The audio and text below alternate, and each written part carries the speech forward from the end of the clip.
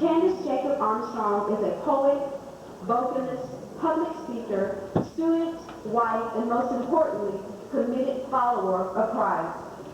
While originally a native of Jacksonville, Florida, she has resided in Texas with her husband, David, for the past 2 years.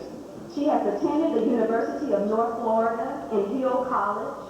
Currently, Kandice is a student at Texas Women's University where she's pursuing a bachelor's degree of general studies. Beginning in 1999, she performed regularly in her hometown of Jacksonville, first as a vocalist at events hosted by the then Positive Third Productions, and later as a featured poet for the monthly Nocturnal Escape Entertainment. From 2001 to 2005, she began and managed a Florida corporation, Genius Mind Incorporated. In 2008, Kandice published her first book on creating Canvas, a poetic journey to spiritual and self-discovery, which was endorsed by the well-renowned Nikki Giovanni. Ultimately, Kandice desires to end her career as the director for her own multidisciplinary Center for the Arts. I now introduce to you and present to many a woman who has laid a true exemplar road to follow. Our friend, our sister, Sister Kandice Jacobs-Armstrong. I had to learn, ladies, that becoming a woman is about going on a journey, one that requires strength, courage, and wisdom. Amen. And on this journey, you'll laugh, you'll cry, you'll love, you'll experience loss, you'll succeed, sometimes you'll fail. You'll come to believe that you can do anything. Over time, you will become powerful. You will grow into your womanhood and learn what it means to be a successful woman of God. Sisters, for me, the key to success both personally and professionally has been found in the process of striving daily to emulate Christ, learning to love like Him and to live in His image. The following are the 7 most inspiring words that I could find to share with you ladies on today. Number 1, the C of commitment. This word denotes follow through, determination. At the heart of this word commitment, there is an implication for the need to exercise discipline and to deny self, as Sister Simone just taught us. Ladies, you must be resolved to finish whatever you start, even if you take a detour for a time. You must honor your commitment, whether they are in your religious, academic, civic, professional, or personal life. As Proverbs 14:23 says, all hard work brings a profit, but mere talk, it only leads to poverty. Number 2, the seed of courage.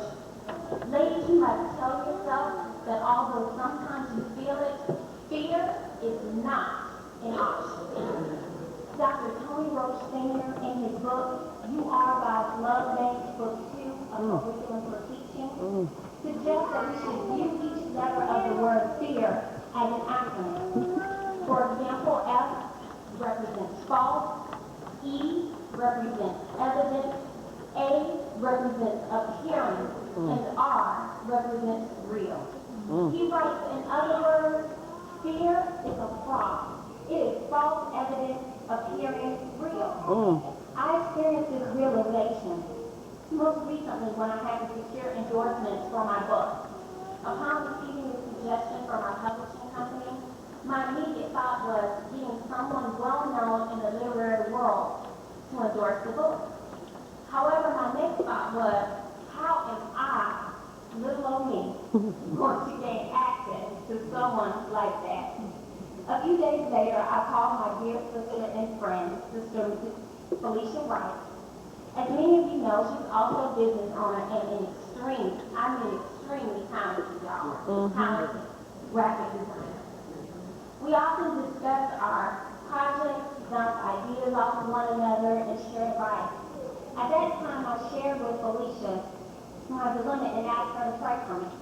The next week, she called me back and suggested I contact well-known poet Nikki Giovanni.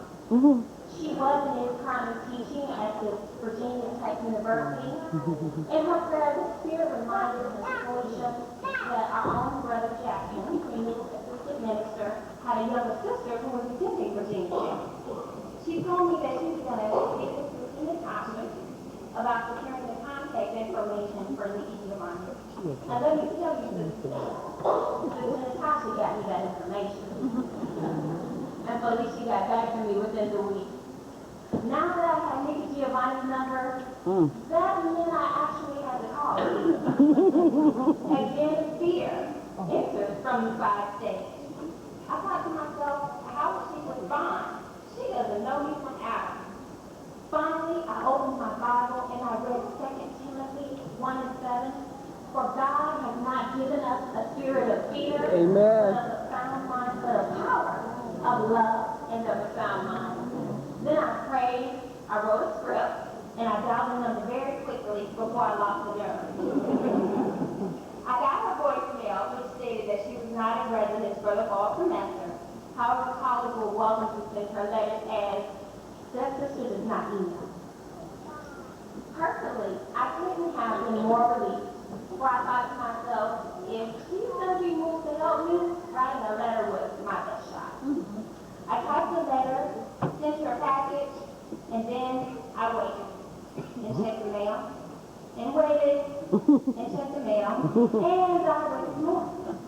Until I almost heeded the voice of false evidence appearing real. Nevertheless, within 2 weeks, I pulled a large envelope out of my stuffed mailbox, and there it was, my portfolio.